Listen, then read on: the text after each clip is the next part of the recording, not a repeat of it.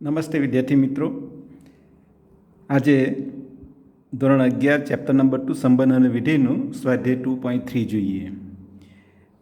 પહેલો એક્ઝામ્પલ, નીચેના પૈકી કયો સંબંધ વિધેય છે? કારણ આપો. જો વિધેય હોય તો તેનો પ્રદેશ અને વિસ્તાર લખો. વિદ્યાર્થી મિત્રો, અહીં આગળ એક્ઝામ્પલ નંબર 1, છગડીયા કૌંસમાં ક્રમયુક્ત જોડ 2 1, ક્રમયુક્ત જોડ 5 1, 8 1, 11 1, 14 1, 17 1. એટલે અહીં આગળ આપણને શું આપેલું છે? અહીં સંબંધ આર ઇક્વલ ટુ છગડીયા કૌંસમાં પહેલી ક્રમયુક્ત જોડ કઈ છે? 2 1, 5 1, 8 1, 11 1, 11 1, 14 1, 14 1 અને 17 1 છે. વિદ્યાર્થી મિત્રો, અહીં આગળ જો આપણે આકૃતિ દોરીએ, આની જો આકૃતિ દોરીએ તો આ પહેલો ગણ લઈએ, ગણ એ. એમાં કયા ઘટક લઈએ? 2, પછી 5, પછી ક્રમયુક્ત જોડનો પ્રથમ ઘટક લેવાનો 2 5 8 11 14 અને બીજો કયો લઈએ? 17. રાઈટ. બીજો ગણ કયો લઈએ? આ લઈએ. હા, એમાં કયા કરે? 1 1 1 1 1 1, એટલે એક જ ઘટક આવવાનો 1. રાઈટ. તો એની જો કિરણ આકૃતિ દોરીએ તો 2 એ 1 સાથે સંકળાયેલો છે, 2 એ 1 સાથે સંકળાયેલો છે. રાઈટ. 5 એ 1 સાથે સંકળાયેલો છે, 5 એ 1 સાથે સંકળાયેલો છે, 8 એ 1 સાથે સંકળાયેલો છે, 11 એ 1 સાથે સંકળાયેલો છે. રાઈટ.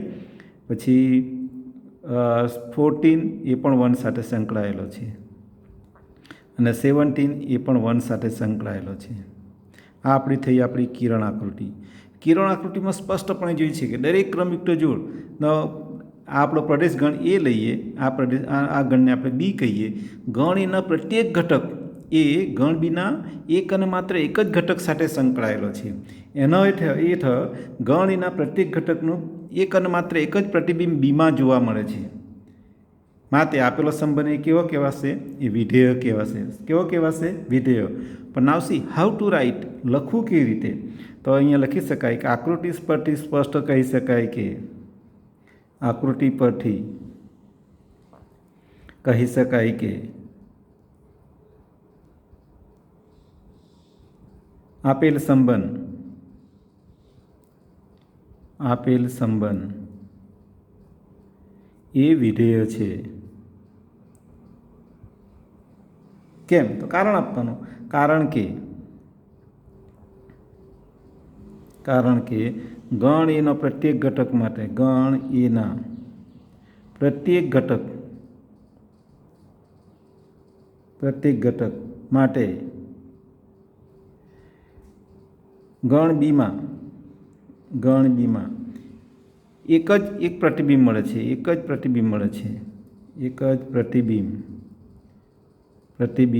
મળે છે. વ્યાખ્યા પરથી ગણ એનો પ્રત્યેક ઘટક ગણ બીના અનન્ય ઘટક સાથે, એટલે એક જ ઘટક સાથે સંકળાયેલો હોવો જોઈએ. એનો અર્થ એક જ પ્રતિબિંબ મળતું હોવું જોઈએ. ગણ એના ઘટકનું બે પ્રતિબિંબ જો મળતા હોય તો વિધેય કહેવાય નહીં. એટલે પ્રતિબિંબ મળે છે એટલે એ વિધેય કહેવાય. કારણ આપી દીધું. એનો આપણે શું શોધવાનો? પ્રદેશ. તેનો પ્રદેશ, આ વિધેયનો પ્રદેશ શું થશે? ક્રમયુક્ત જોડનો પ્રથમ ઘટક, એટલે આપણો આ પ્રદેશ ગણ થવાનો. કયો? 2 5 8 11 14 17. રાઈટ. અને વિસ્તાર એટલે રેન્જ ઓફ ફંક્શન. એક આવવાનો એ ગણ બીનો પ્રતિબિંબ, એટલે એક જ મળે ને આપણને, એટલે સિંગલટન 1. આ તરફ થયો તમારો આન્સર. એ જ પ્રમાણે બીજો તમે કરી શકશો. Left for your homework. અહીંયા જો 2 1 4 2 6 3 8 10 12 5 12 16 14 7. અહીંયા પ્રથમ ઘટક કયો છે? 2 4 6 8 10 12 14. એ આપણે પહેલી આકૃતિમાં લેવાનું. અને બીજામાં કયું લેવાનું? 1 2 3 4 5 6 7. કિરણ આકૃતિ દોરો. જો એના પરથી જો આપણને થાય કે આ આપેલો સંબંધ વિધેય, કારણ કે પ્રત્યેક ઘટક માટે પ્રતિબિંબ મળે છે, એક જ પ્રતિબિંબ મળતું હોવું જોઈએ, અનન્ય પ્રતિબિંબ મળતું હોવું જોઈએ, એક જ પ્રતિબિંબ મળતું હોવું જોઈએ. તો આપેલો સંબંધ વિધેય કહેવાય છે. આ વિધેય છે, એટલે તે પ્રમાણે તમે કરજો. HW. જો એનો પ્રદેશ ગણ લખવાનો હોય તો પહેલા ઘટકોથી બનતા ગણને શું કહેવાય? પ્રદેશ. અને બીજા ઘટકથી બનતા ગણને શું કહેવાય? વિસ્તાર. એટલે એ પણ તમે આકૃતિ દોરીને કરી શકો. ચાલો ત્રીજો સંબંધ આપેલો છે અહીં આર ઇક્વલ ટુ છગડીયા કૌંસમાં શું પહેલી ક્રમયુક્ત જોડ 1 3, બીજી ક્રમયુક્ત જોડ શું આપેલી છે? બીજી ક્રમયુક્ત જોડ 1 5 અને ત્રીજી ક્રમયુક્ત જોડ 2 5 આપેલું છે. જો આની કિરણ આકૃતિ દોરીએ તો કેવી રીતે દોરી શકાશે? આ રીતે દોરી શકાશે. કિરણ આકૃતિ દોરો તો કિરણ આકૃતિ ન દોરો તો પણ તમે મોડે પણ કહી શકો. સંબંધના ક્રમયુક્ત જોડનો પ્રથમ ઘટક શું છે? 1 1 2, એટલે આ 1 ને આ 2. બીજો ઘટક 3 5 5, તો આમાં 3 5 લેવાનું. આ તમારો ગણ એ અને ગણ બી. હવે જુઓ 1 કોની સાથે સંકળાયેલો છે? 3 સાથે. તો 1 3 સાથે સંકળાયેલો છે, રાઈટ. 1 5 સાથે પણ સંકળાયેલો છે. 1 5 સાથે પણ સંકળાયેલો છે, રાઈટ. અને 2 5 સાથે સંકળાયેલો છે. 2 5 સાથે સંકળાયેલો છે. વિદ્યાર્થી મિત્રો, અહીંયા આગળ આકૃતિ પરથી સ્પષ્ટ કહી શકાય કે ગણ એનો ઘટક 1 એ ગણ બીમાં 2 પ્રતિબિંબ મળે છે. જુઓ 1 3 1 5, રાઈટ. એટલે આપેલો સંબંધ વિધેય કહેવાશે નહીં. આપેલો સંબંધ જો વિધેય નહીં કહેવાય તો પ્રદેશ ગણ અને વિસ્તાર શોધવાની જરૂર પડે નહીં. તો પછી અહીં આપણે લખીશું કે આકૃતિ પરથી સ્પષ્ટ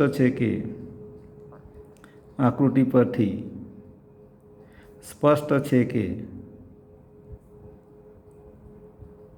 આ સંબંધ વિધેય નથી.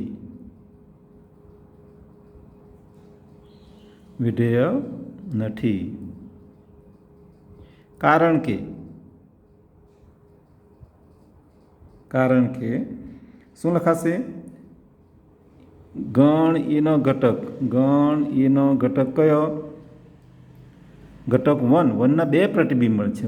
ઘટક 1 ને 2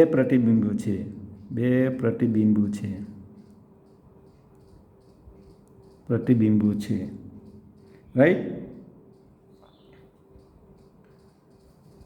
2 પ્રતિબિંબો કયા? 2 પ્રતિબિંબો 3 અને 5 છે. આપણી વિધેયની વ્યાખ્યા શું કે ગણ એના પ્રત્યેક ઘટકને સંગત અનન્ય ક્રમયુક્ત જોડ, એટલે કે ગણ એના ઘટક એને ગણ બીમાં અનન્ય પ્રતિબિંબ મળવું જોઈએ. અનન્ય એટલે એક અને માત્ર એક જ પ્રતિબિંબ મળવું જોઈએ. અહીં તો આપણને ઘટક 1ના 2 પ્રતિબિંબ મળે છે, એટલે આપણો સંબંધ વિધેય નથી, રાઈટ.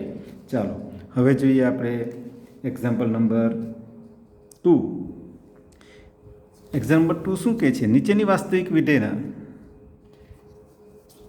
વાસ્તવિક વિધેયના પ્રદેશ અને વિસ્તાર શોધો. એમાં 1 તમે કરી શકશો, રાઈટ. 1 કરવું હોય તો આપણે કરી લઈએ. ચાલો ની 1 શું આપેલું છે? fx ઇક્વલ ટુ માઇનસ માનાંકમાં x. માઇનસ માનાંકમાં x, કોઈ માનાંકની વ્યાખ્યા મુજબ કોઈ પણ વાસ્તવિક સંખ્યાનો જો માનાંક લઈ તો કેવો આવવાનો? ધન જ આવવાનો. એટલે f એ કેવી છે? વાસ્તવિક વિધેય છે. f વાસ્તવિક વિધેય છે, રાઈટ. વાસ્તવિક વિધેય છે માટે વિધેયનો પ્રદેશ શું થવાનો? વિધેયનો પ્રદેશ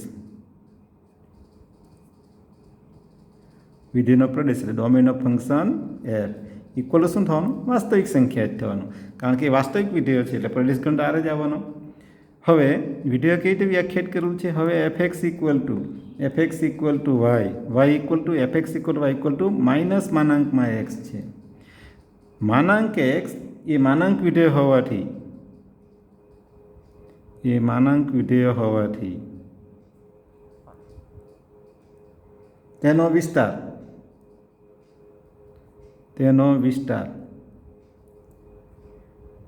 કેવો? 0 અથવા 0થી મોટી સંખ્યા હોવાની. કારણ કે કોઈ પણ ધન સંખ્યા હોય કે ઋણ સંખ્યા હોય તે 0 હોય, એનો જો માનાંક લઈએ તો કેવો આવે? ધન જ આવે. એટલે વિસ્તાર શું થવાનો?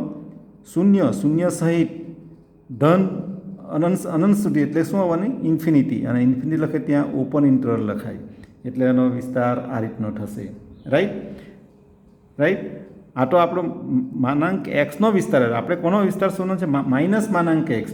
પરંતુ શું માટે? y ઇક્વલ ટુ માઇનસ માનાંક એક્સનો વિસ્તાર શું થશે? એનાથી ઉલટો નેગેટિવ એટલે 0 ટુ ડાબી બાજુ ઇન્ફિનિટી, ઋણ થવાનો ને, એટલે શૂન્ય સિવાયની ડાબી તરફની સંખ્યા એટલે માઇનસ ઇન્ફિનિટી આવશે અહીંયા, માઇનસ ઇન્ફિનિટી. એ શું થવાનું? Range of function F. Right. ચાલો હવે જોઈએ આપણે બીજું.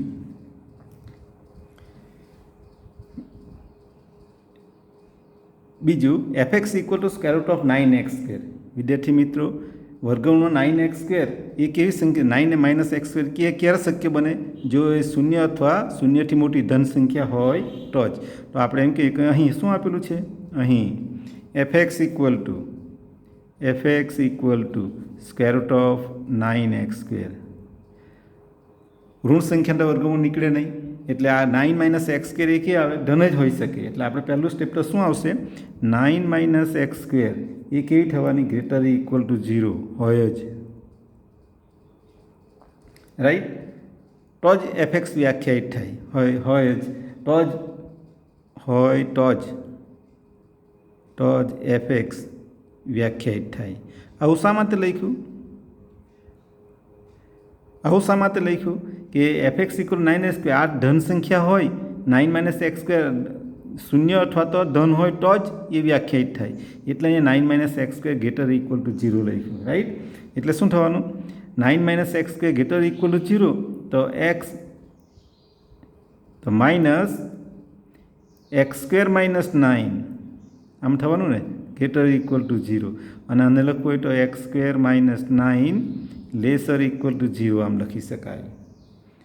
એટલે આના અવયવ પડશે. શું થશે? x minus 3x plus 3. Right. Laser equal to 0. એટલે શું થવાનું? એનો અર્થ એમ થયો કે -3 lesser equal to x lesser equal to 3 થવાનું. એનો અર્થ એમ થયો કે x belongs to close interval -3 to 3. માટે વિધેય એફનો પ્રદેશ શું થશે? Domain of function f equal to close interval -3 to 3. એક જવાબ આવી ગયો. રાઈટ. ચાલો હવે આગળ જોઈએ. આગળ શું આપેલું છે? એનો વિસ્તાર શોધવાનો છે, એટલે એફ એક્સ વાય શોધવાનું છે.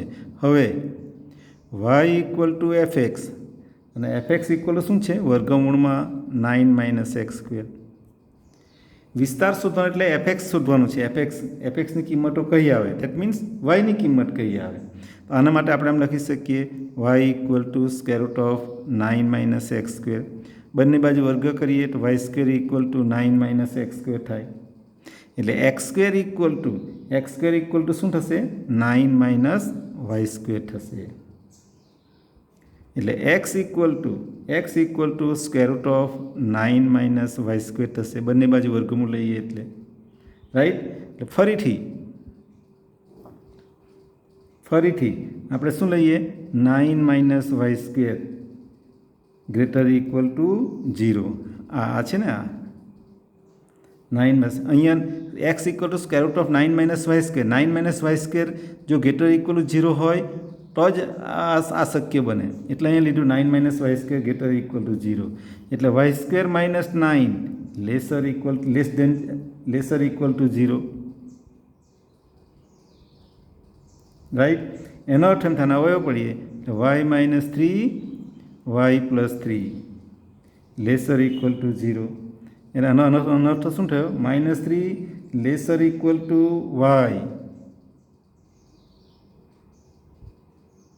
y lesser equal to 3. એનો અર્થ એ થયો કે y belongs to close interval -3 to 3. Right. y belongs to close interval -3 to 3. માટે y એટલે શું? એફ એક્સ એટલે શું? વિધેયનો વિસ્તાર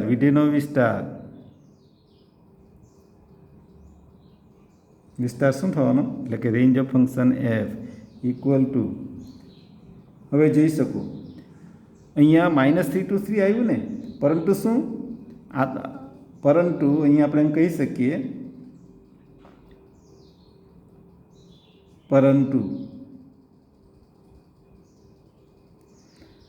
પરંતુ y equal to square root of 9 minus x square greater equal to 0, એટલે વાય બિલોંગ્સ ટુ શું થવાનું 0 to 3 જ થશે. માટે વિસ્તાર શું થવાનો ક્લોઝ ઇન્ટરવલ 0 to 3 આ થશે. અહીંયા વિદ્યાર્થી મિત્રો ખાસ સાચવવાનું છે y belongs to closer -3 to 3, પરંતુ 9 minus x square greater equal to 0, એટલે વાય ગ્રેટર ઇક્વલ ટુ 0. વાયની કિંમત ઋણ હોઈ શકે નહીં, એટલે 0 અથવા 3 જેટલી, એટલે કે 0 y belongs to close interval 0 to 3. ખરેખર તો આ કહેવાય, પરંતુ condition y equal to square root of 9 minus x square એ તો ગ્રેટર ઇક્વલ ટુ 0 છે, એટલે ઋણ આવી શકે નહીં. તો કે 0 આવી શકે અને 0થી મોટી, 0 આવી આમાંથી 0 અથવા 0થી મોટી એટલે કઈ ક્લોઝ ઇન્ટરવલ 0 to 3. માટે વિસ્તાર આ દાખલો ખાસ અગત્યનો, પરીક્ષામાં 3 માર્કમાં પૂછી શકાય. ચાલો એના પછીનો એક્ઝામ્પલ જોઈએ.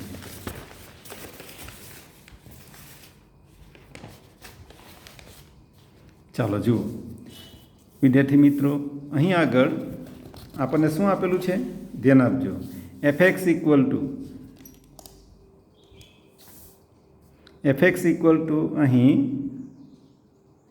fx equal two twice x minus 5 થી વ્યાખ્યાયિત વિધેય માટે નીચેની કિંમતો શોધો. તો પહેલું f0 છે 1. f0 એટલે x ઇક્વલ ટુ શું લેવાનું 0. આપણે f0 શોધવાનું એનો અર્થઘટન થાય x ઇક્વલ ટુ 0 હોય ત્યારે વિધેયનું મૂલ્ય, અથવા તો x ઇક્વલ ટુ 0 હોય ત્યારે મળતું વિધેય fનું પ્રતિબિંબ, fમાં મળતું પ્રતિબિંબ. ચાલો તો આપણે શું કરવાનું, જ્યાં x દેખાને 0 મૂકીએ એટલે f0 ઇક્વલ, જ્યાં x દેખાને 0 મૂકીએ 2 into 0 minus 5 equal to 2 into 0 0 minus 5 equal to -5. Right. એ જ પ્રમાણે ત્રીજો તમે કરી શકશો. બીજો અને બીજો લેફ્ટ ફોર યોર હોમવર્ક. અને ત્રીજો જુઓ, ત્રીજામાં શું અહીં fx equal two twice x minus 5 આપેલું છે. આપણે શું શોધવાનું છે -3, એટલે x બરાબર શું લેવાનું -3 લેવાનું, અને જ્યાં x દેખાય ત્યાં -3 મૂકવાનું, એટલે f-3 ઇક્વલ ટુ 2 into -3 -5, એટલે ધીસ ઇક્વલ ટુ 2 3 જા 6 plus into minus minus -5, this equal to -11, f-3 equal to 11. વિદ્યાર્થી મિત્રો અહીં આગળ ખાસ કાળજો, f-3 એટલે શું, x ઇક્વલ ટુ -3 આગળ વિધેય fનું મૂલ્ય, કિંમત, વિધેય fની કિંમત, fનું મૂલ્ય, અથવા તો x ઇક્વલ ટુ 3 આગળ વિધેય fનું પ્રતિબિંબ એમ પણ કહેવાય. એટલે આ શબ્દો આપણે શબ્દ જે વાપરીએ એના માટે ખાસ કાળજી રાખજો. ઓકે. ચાલો ચોથો એક્ઝામ્પલમાં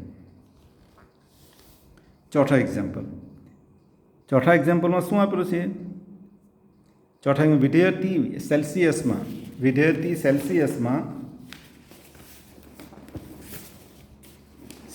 આપેલું છે. બરાબર.